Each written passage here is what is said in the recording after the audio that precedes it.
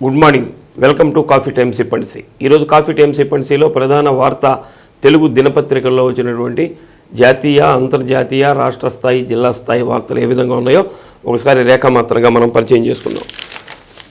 ముందుగా జాతీయ స్థాయి వార్తలను కనుక చూస్తే సిఈసి, ఈసీల నియామకానికి ప్రత్యేక యంత్రాంగాన్ని ఏర్పాటుకు ఉద్దేశించిన బిల్లును లోక్సభలో ప్రవేశపెడుతున్నారు. ఏమైనా సరే వాళ్ళకి ఎన్నికల అధికారులకి స్వతంత్ర ప్రతిపత్తిని ఇస్తే కానీ ఎన్నికలు సజావుగా జరిగేదానికి అవకాశం ఉండదు. తమిళనాడు మంత్రికి జైలు. ఆదాయానికి మించి ఆస్తుల కేసులో తమిళనాడు మంత్రి కె పొన్ముడి ఆయన భార్యకు హైకోర్టు 3 ఏళ్లు శిక్ష విధిస్తూ ఒక మంచి తీర్పునిచ్చింది. ఎవరికైనా సరే చట్టం ముందు అందరూ సమానమైనటువంటి విషయాన్ని ప్రజలకు తెలియజేయాలంటే ఇటువంటి అమాత్యులు ఎవరైనా సరే, ఎవరున్నా సరే, ఏ స్థాయిలో ఉన్నా సరే తప్పు చేస్తే వాళ్ళకి శిక్ష పడుతుందని చెప్పడానికి ఇదొక తార్కాణంగా మనకి కనిపిస్తుంది.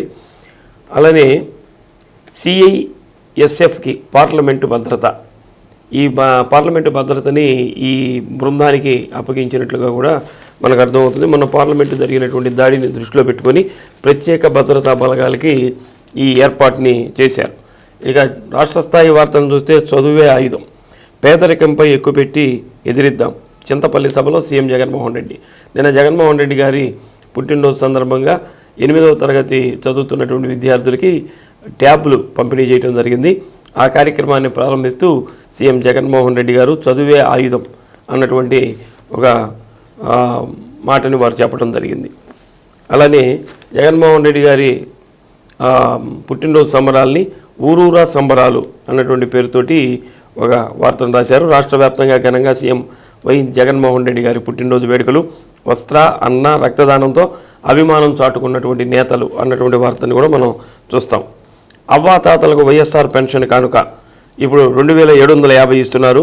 జనవరి 1వ తేదీ నుంచి 3000 రూపాయలు, అంటే 250 రూపాయలు పెంచి 3000 రూపాయలకు ఇస్తున్నటువంటి ఒక వార్తను కూడా మనం ఈ సాక్షి దినపత్రికలో చూస్తున్నాం. ఇక ఈనాడు దినపత్రికని చూస్తే ఏపీ ఓటరు జాబితాలో భారీ అవకతవకలు, చట్టవిరుద్ధంగా పేర్లను తొలగిస్తున్నారు, 23 లక్షల దరఖాస్తులు తనిఖీ చేయాలి అని పార్లమెంట్లో మాట్లాడుతున్నటువంటి గల్లా జయదేవ్ గారు చేసినటువంటి మాటల్ని ఒక బ్యానర్ ఐటెంగా వేశారు. ఇక్కట్ల ఇళ్ళు జగన్కే చెల్లు అన్నటువంటిది ఒక బ్యానర్ ఐటెం కూడా వేయడం జరిగింది. అలానే సిఈసి, ఈసీ బిల్లుకు పార్లమెంటు ఆమోదం. ఆంధ్రజ్యోతి దినపత్రికని చూసుకుంటే ఓడిపోతున్నావన్నా ఎన్నికల బరిలో నుంచి నువ్వు తప్పుకో అన్నా అని కొంతమంది ఎవరైతే ఎమ్మెల్యేలు ఉన్నారో వాళ్ళ మీద సర్వే జగన్మోహన్ రెడ్డి గారు నిర్వహించినట్లుంది. ఎవరైతే వెనకబడి ఉన్నారో వాళ్ళని తప్పించి ఆ ప్లేస్లో కొత్త వారిని నియమిస్తున్నటువంటి ఒక వార్తని బ్యానర్ ఐటెంగా చూస్తున్నాం. ముస్లింలకు భారత స్వర్గధామం, మైనారిటీలపై ఎలాంటి వివక్ష లేదు, పార్సీల ఆర్థిక విజయాలే ఇందుకు రుజువు అని ప్రధాని మోడీ గారు చేసినటువంటి వ్యాఖ్యల్ని ఒక ప్రధానంగా ఐటెంగా వేశారు. ఇవి మనకి రాష్ట్ర స్థాయిలో ఉన్నటువంటి వార్తల్ని మనం చూస్తే, ఇక జిల్లా స్థాయి వార్తల విషయాన్ని కనుక వస్తే నిన్న జగన్మోహన్ రెడ్డి గారి పుట్టినరోజు సందర్భంగా మన జిల్లాలో కూడా 8వ తరగతి చదువుతున్నటువంటి విద్యార్థులకి ట్యాబులు పంపిణీ చేయడం జరిగింది. ముఖ్యంగా 496 పాఠశాలల్లో చదువుతున్నటువంటి 21,617 మంది ఉన్నారు. వారికి ఈ ట్యాబులు అందజేశారు. గత సంవత్సరం కూడా కొంతమందికి ఇవ్వడం జరిగింది. ఈ సంవత్సరం కొత్తగా వచ్చినటువంటి వాళ్ళకి, లేనటువంటి వాళ్ళకి ఈ ట్యాబులు కూడా అందించారు.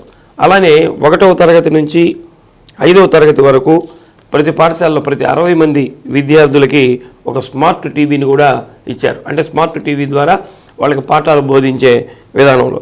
అలానే 6వ తరగతి నుంచి 10వ తరగతి చదివేటువంటి పాఠశాలలో ప్రతి సెక్షన్కి ఒక ఇంటరాక్టివ్ ఫ్లాట్ ప్యానెల్ను కూడా అందజేయటం జరిగింది. కాబట్టి సాంకేతికతని విద్యార్థి దశ నుంచే అందిపుచ్చుకోవాలని, కంప్యూటర్ నాలెడ్జ్ని అందరూ కూడా తెలుసుకోవాలనే ఉద్దేశంతో రాష్ట్ర ప్రభుత్వం ఇలాంటివి ఏర్పాటు చేస్తుంది. కాబట్టి విద్యార్థులు కూడా ఈ నాలెడ్జ్ని పుణికిపుచ్చుకొని రాబోయేటటువంటి రోజుల్లో మంచి విద్యార్థులుగా వారు విజయాలు సాధించి మంచి ఉద్యోగాలు కూడా సాధించాలని కలెక్టర్ గారు ఆకాంక్షించడం జరిగింది. ఈ ల్యాప్టాప్లు జిల్లాలో పంపిణీ చేసేటటువంటి కార్యక్రమంలో ఎమ్మెల్సీ పి చంద్రశేఖర్ రెడ్డి గారు, అలానే ఆర్యవైశ్య కార్పొరేషన్ చైర్మన్ కుప్పం ప్రసాద్ గారు, మేయర్ గంగాడ సుజాత గారు ఇలాంటి పెద్దలందరూ కూడా పాల్గొని ఈ ల్యాప్టాప్లు పంపిణీ చేశారు. అలానే రాబోయే రోజుల్లో మనకి రేపు ఫిబ్రవరి 10వ తేదీ నుంచే నోటిఫికేషన్ ఇస్తారన్నటువంటి ఒక వార్త కూడా ఈ మధ్యలో సోషల్ మీడియాలో హల్చల్ చేసింది. అంటే గత సంవత్సరం కంటే ముందు 15 రోజుల ముందుకే ఎలక్షన్లు జరుగుతాయన్నటువంటి ఒక వార్త కూడా వస్తుంది. ఇంకా అఫీషియల్గా అయితే రాలేదు. దీనికి సంబంధించి ఈవీఎంల ద్వారానే ఇప్పుడు ఎన్నికలు జరుగుతున్నాయి, బ్యాలెట్ ద్వారా జరగటం లేదు. కాబట్టి ఈ ఈవీఎంలకి ప్రాధాన్యత ఉంది. అలానే మన జిల్లాలో కూడా ఈవీఎం గోడాములు ఏవైతే ఉన్నాయో దానికి త్రైమాసిక తనిఖీలు అని చెప్పి చేస్తారు. నిన్న కలెక్టర్ గారు రాజకీయ పార్టీల ప్రతినిధులు, గుర్తింపు పొందినటువంటి రాజకీయ పార్టీల ప్రతినిధులతోటి ఈ ఈవీఎం గోదాములు కూడా పరిశీలించారు. మనకి వీటన్నింటిని కూడా ఫస్ట్ లెవెల్ చెకింగ్ అని గతంలో చేయటం జరిగింది. దీంట్లో కొన్ని ఈవీఎంలు మొరాయించినటువంటి ఈవీఎంలు రిటర్న్ పంపించి వాటి స్థానంలో కొత్త వాటిని తీసుకొచ్చి వాటిని కూడా చెక్ చేసి ఈవీఎం గోడంలో పెట్టారు. ఇప్పుడు ఉన్నటువంటి అన్నీ కూడా బాగా పనిచేసేటటువంటివి. వీటిని మళ్ళీ వీటి భద్రత ఎలా ఉంది, వీటి సీలింగ్ ఎలా ఉంది, ఇది త్రైమాసికంగా వీళ్ళు కలెక్టర్ గారి ఆధ్వర్యంలో రాజకీయ పార్టీల ప్రతినిధులతో కలిసి తనిఖీ చేస్తారు. అది నిన్న చేసినట్లు కనిపిస్తుంది. రాబోయేటటువంటి ఎన్నికలకి అన్ని సర్వం సిద్ధంగా ఉన్నామని చెప్పి కలెక్టర్ గారు కూడా తెలియజేశారు. నేడు జిల్లాలో సైన్స్ ఎగ్జిబిషన్ ఏర్పాటు చేస్తున్నారు. విద్యార్థుల్లో ఉన్నటువంటి ఆ క్రియేటివిటీ ఏదైతే ఉందో దాన్ని వెలికితీయాలనే ఉద్దేశంతో సైన్స్ ఎగ్జిబిషన్స్ పెట్టడం అనేది మనం చూస్తూ ఉంటాం. దీన్ని జిల్లా స్థాయి, రాష్ట్ర స్థాయిలో కూడా నిర్వహిస్తారు. దీనికి సంబంధించి జిల్లా స్థాయిలో ఈరోజు మార్కాపురంలో ఉన్నటువంటి బాలుర ఉన్నత పాఠశాలలో ఏర్పాటు చేస్తున్నట్టు డిఈఓ గారు తెలియజేశారు. కాబట్టి విద్యార్థులు ఒక 190 ప్రాజెక్టులు దీంట్లో ప్రదర్శిస్తున్నట్టు తెలుస్తుంది. 500 మంది విద్యార్థులు, వారికి సంబంధించినటువంటి గైడ్స్ కూడా పాల్గొంటారు. కాబట్టి ఇది ముఖ్యంగా దీని ఎలాంటివి ఏర్పాటు చేయమన్నారంటే ఏదో తూతూ మంత్రంగా ఏర్పాటు చేయడం కాకుండా ప్రజలకి ప్రజోపయోగ్యంగా ఉండే విధంగా, అలానే సమాజానికి ఉపయోగపడే విధంగా ఉండేటటువంటి ప్రాజెక్టుల్ని తయారు చేయమని చెప్పి ఒక ఆదేశాలు కూడా ఇవ్వడం జరిగింది. అటువంటి ప్రాజెక్టులనే వీటిని ఎంపిక చేశారు. అలానే జిల్లా నుంచి ఏం చేస్తారంటే ఒక 9 ప్రాజెక్టులు ఎంపిక చేసి రాష్ట్ర స్థాయికి పంపించడం జరుగుతుంది. గతంలో కూడా మన విద్యార్థులు ప్రదర్శించినటువంటి ప్రాజెక్టులకి రాష్ట్ర స్థాయిలో ప్రథమ బహుమతి వచ్చినటువంటి సందర్భాలు కూడా చూసాం. అంటే అటువంటివి ఈరోజు ప్రదర్శన జరుగుతుంది. కాబట్టి దీన్ని చూడాలనుకున్నటువంటి ప్రజలు కూడా వెళ్ళి చూడొచ్చు అని చెప్పి డిఈఓ గారు విఎస్ సుబ్బారావు గారు కోరుతూ ఉన్నారు. ఇక 26వ తేదీ దర్శిలో మెగా జాబ్ మేళాని నిర్వహిస్తున్నారు. ఇది స్కిల్ డెవలప్మెంటు మరియు సిడ్యాప్ ఆధ్వర్యంలో కూడా నిర్వహిస్తున్నారు.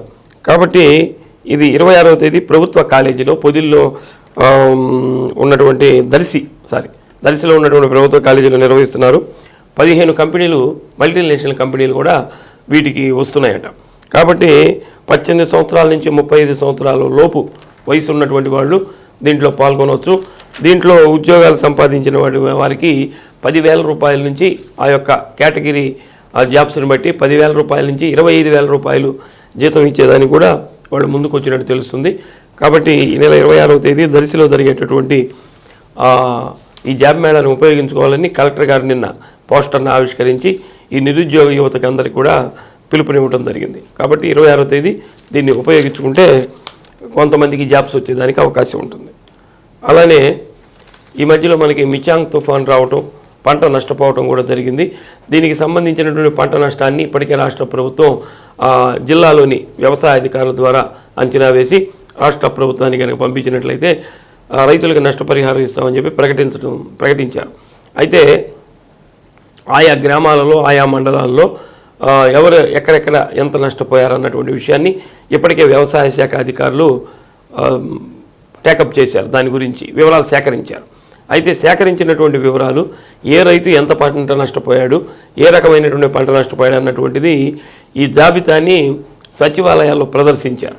కాబట్టి దీన్ని ఒకసారి సరిచూసుకోమని చెప్పి వ్యవసాయ శాఖ అధికారులు కోరుతున్నారు. దీన్ని ఒకసారి సరిచూసుకుంటే ఏదైనా రైతుకి ఎక్కువ పంట నష్టపోయినా కానీ అక్కడ తక్కువ ఎస్టిమేషన్ వేశారనుకోండి, వాళ్ళు మళ్ళీ ఒక ఫిర్యాదు చేసుకోవడం ద్వారా వాటిని కూడా పరిశీలించి మళ్ళీ పర్మనెంట్గా ఒకటి రాష్ట్ర ప్రభుత్వానికి పంపించే ముందు ఇవన్నీ సరి చేసి కూడా పంపిస్తామని చెప్పి వ్యవసాయ శాఖ అధికారులు కోరటం జరిగింది. ఈ నెల 22వ తేదీ వరకు ఈ అవకాశాన్ని కల్పించారు. కాబట్టి దీన్ని సద్వినియోగం చేసుకుంటే తుది జాబితాని జిల్లా కలెక్టర్ గారికి 25వ తేదీ చేరుతుంది. వారు రాష్ట్ర ప్రభుత్వానికి సూచన చేస్తారు. కాబట్టి ఏ రైతు కూడా నష్టపోకుండా ఉండేదానికి అవకాశం ఉండేదానికి ఈ ఏర్పాటు చేశారు. ఇంకా కుక్కల దాడి బాగా పెరిగిపోతుంది. మనకి ఒంగోలులోనే కుక్కలు ఎక్కువగా ఉన్నాయనుకుంటున్నాం, కానీ చీమకుర్తిలో కూడా కుక్కలు ఎక్కువగా ఉన్నాయట. చీమకుర్తిలో ఒకరోజు కుక్కలు 10 మందిని కరిచినాయట. 10 మందిని కరిస్తే కుక్కని కరవటం అంటే ఇది మనకి ర్యాబీస్ వ్యాధి లోపలికి వెళ్ళింది అనుకోండి, ర్యాబీస్ ప్రాణాలు పోయేదానికి కూడా అవకాశం ఉంటుంది. చూడటానికి ఏదో మామూలుగా ఉన్నట్లు అనిపిస్తుంది, కానీ చాలా ప్రమాదకరమైనటువంటి విషయం. ఎందుకంటే మనకి ఇంజెక్షన్ చేయించుకోవాలంటే ర్యాబీస్ వ్యాక్సిన్ గవర్నమెంట్ హాస్పిటల్లో అందుబాటు లేకపోతే మనం ప్రైవేట్గా మళ్ళీ దాన్ని కొనుక్కోవాలి. దానికి ఎక్కువ ఖరీదు కూడా ఎక్కువ ఉంటుంది. ఒక్కోసారి జాగ్రత్తలు కనుక తీసుకోకపోతే ప్రాణం పోయేదానికి కూడా అవకాశం ఉంటుంది. కాబట్టి కుక్కల నియంత్రణకి మున్సిపాలిటీలు, ఇక్కడ నగరపాలక సంస్థ, ఒంగోలులో నగరపాలక సంస్థ కూడా దీని మీద ప్రత్యేకమైనటువంటి శ్రద్ధ తీసుకోవాలి. అసలు గుంపులుగా ఈ కుక్కలు ఎక్కడి నుంచి వస్తున్నాయో కానీ అర్థం కానటువంటి పరిస్థితి. వాటిని చూస్తేనే మనకి భయం వేస్తుంది. ఒక్క కుక్క అటాక్ చేసిందంటే మిగతా అవన్నీ కూడా మనిషి మీద పడి పీకేసేటటువంటి సందర్భం. కాబట్టి అక్కడ చీమకుర్తి నగరపాలక సంస్థ, మున్సిపాలిటీ, ఇక్కడ ఒంగోలు నగరపాలక సంస్థ కూడా ఈ కుక్కల నియంత్రణపై ప్రత్యేకమైనటువంటి శ్రద్ధను పెట్టాలి. వాటిని చంపడానికి ఇప్పుడు అవకాశం లేదు. ఎందుకంటే దానికి కూడా రక్షణ కల్పించారు వన్యప్రాణుల సంరక్షణ చట్టం కింద. కాబట్టి ఏ జీవిని కూడా చంపకూడదు. కాబట్టి వీటిని పట్టుకొని ఏదైనా అడవి ప్రాంతాల్లో కనుక వదిలిపెడితే ఇక్కడ ప్రజలకు కూడా రక్షణగా ఉండేదానికి అవకాశం ఉంటుందని చీమకుర్తిలో పట్టణ ప్రజలందరూ కూడా మున్సిపాలిటీ వారికి విజ్ఞప్తి చేస్తున్నారు. ఒంగోలులో కూడా చాలాసార్లు మన కేబుల్కి కూడా ఈ వార్తల ద్వారా తెలియజేయడం జరిగింది. మా బజార్లో ఎక్కువ కుక్కలు ఉన్నాయండి, దీని నియంత్రణకి ఏదన్నా మీరు వార్తల రూపంలో ఇవ్వండి అని అడిగినటువంటి సందర్భాలు కూడా ఉన్నాయి. ఇక మళ్ళీ కరోనా కలకలం ప్రారంభమైంది. ఇప్పుడు కేరళలో ఎక్కువగా కరోనా కేసులు ఉన్నట్టు తెలుస్తుంది. అలానే మిగతా రాష్ట్రాల్లో కూడా కొన్ని చోట్ల ఎక్కువగా ఉన్నట్లే తెలుస్తుంది. మొత్తం మీద మన భారతదేశంలో 3500 కేసులు ఇప్పటికే నమోదైనట్టు వివరాలు అందుతున్నాయి. అయితే దీని మీద ఇప్పటికి కూడా మన జిల్లాలో ఎటువంటి ఏర్పాట్లకి సిద్ధం కాలేదన్నటువంటి ఒక వార్తని ఆంధ్రజ్యోతి దినపత్రికలో వేయటం జరిగింది. కాబట్టి ఇక్కడ కరోనా సంబంధించినటువంటి కిట్లు కూడా అందుబాటులో లేవట. జిల్లాలో ర్యాపిడ్ కిట్స్ కేవలం 400 మాత్రమే అందుబాటులో ఉన్నాయట. ఆర్టీసీఆర్ కిట్లు అందుబాటులో లేవట. కాబట్టి దీనికి సంబంధించినటువంటి ఏర్పాట్లు కూడా ఇక్కడ సిద్ధంగా లేవు. కాబట్టి ఎవరికైనా కేసులు నమోదైతే ఎవరైనా పరీక్షలు చేయించుకోవాలన్నా సరే అందుబాటులో లేవు అన్నటువంటి వార్తను రాశారు. కాబట్టి నిన్న డిఎంఎండ్హెచ్ఓ గారు కూడా ఏర్పాట్లు చేస్తున్నామని చెప్పారు. రాష్ట్ర వైద్య శాఖ కమిషనర్ కూడా అన్ని ప్రాంతాల్లో ఏర్పాట్లు చేయండి అని చెప్పారు. మొత్తం మీద జిల్లాలో కూడా ఏర్పాట్లు చేస్తే ప్రజలకి కొంత ధైర్యంగా ఉండేదానికి అవకాశం ఉంటుంది. అంగన్వాడీల యొక్క చేస్తున్నటువంటి దీక్ష ఈ రోజుకి 11వ రోజుకు చేరుకుంది.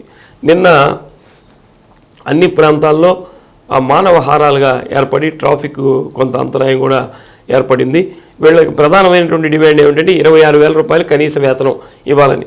ఇది సుప్రీంకోర్టు కూడా దీన్ని 26,000 రూపాయలు అమలు చేయాలని చెప్పి సమాన పనికి సమాన వేతనం ఇవ్వాలని కూడా తీర్పు చెప్పినటువంటి సందర్భం. అయినా కానీ రాష్ట్ర ప్రభుత్వం అమలు చేయలేదనే ఉద్దేశంతో ఈ ప్రధానమైనటువంటి డిమాండ్ ఇది కనుక పరిష్కరిస్తే వాళ్ళు దీక్షను కూడా విరమించేదానికి అవకాశం ఉంది. అయితే రాష్ట్ర ప్రభుత్వం అందుకు ఇచ్చేదానికి సిద్ధంగా లేదని చెప్పి ఈ నాయకులందరూ కూడా చెబుతున్నారు. కాబట్టి రాబోయే రోజుల్లో ఈ ఉద్యమాన్ని ఉధృతం చేస్తాం. ఇంకా కొంతమంది కూడా ఈ సర్వశిక్ష దీంట్లో పనిచేసేటటువంటి వాళ్ళు కూడా వాళ్ళ సమస్యల మీద వాళ్ళు కూడా సమ్మెలో పాల్గొంటున్నారు. అలా చాలామంది కూడా ఈ మధ్యకాలంలో తమ కాంట్రాక్ట్ లేబర్ని పర్మినెంట్ చేయాలని చేస్తున్నారు. కాబట్టి వీళ్ళందరినీ కలుపుకొని ఒక ఐక్య వేదికగా ఏర్పడి ఉద్యమాన్ని తీవ్రతరం చేస్తామని కూడా దీనికి సంబంధించినటువంటి నాయకులు, అంగన్వాడీలు చెబుతున్నటువంటి అంశం. ఇది కాఫీ టైమ్ సిప్ అండ్ సీలో ఈరోజు ఉన్నటువంటి వార్తలు. రేపటి కాఫీ టైమ్ సిప్ అండ్ సీలో మరిన్ని వార్తలతో మళ్ళీ కలుద్దాం. అంతవరకు సెలవు, నమస్కారం.